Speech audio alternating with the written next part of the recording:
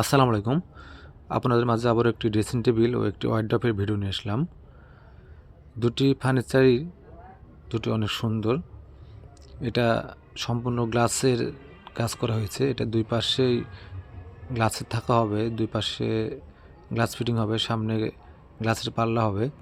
এটা নিচে দুই পাশে ড্রয়ার দেওয়া ছিল, আর এই পাশে ওয়ারড্রপ দেখতেছেন নতুন ডিজাইনে। এটা সম্পূর্ণ নতুন ডিজাইন, এই প্রথম আমরা করলাম। তো কেমন হয়েছে অবশ্যই আপনারা দেখবেন। এটা সম্পূর্ণ মেহগনি শাড়ি কাঠ দিয়ে বানানো হয়েছে, কোনো পল নেই, পল ছাড়া কাঠ। এটা ডেলিভারি চলে যাবে। আমরা আজকে আপনাদেরকে সব দেখাবো, ডেলিভারি থেকে শুরু করে বাসায় ফিটিং পর্যন্ত করে দিয়েছি।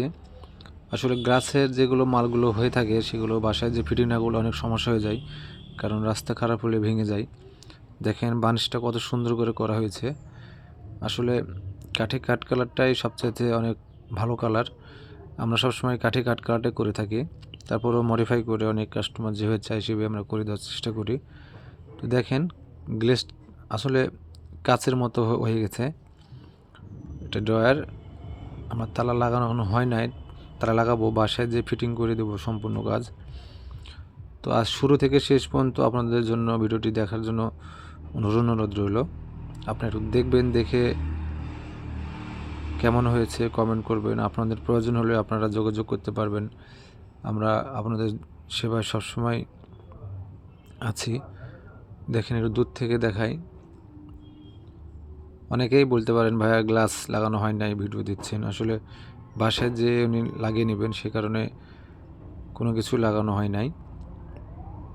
আমরা সবসময় চেষ্টা করি আপনাদের মতো, আপনারা যেভাবে চান সেভাবে আমরা কাজ করে দেওয়ার।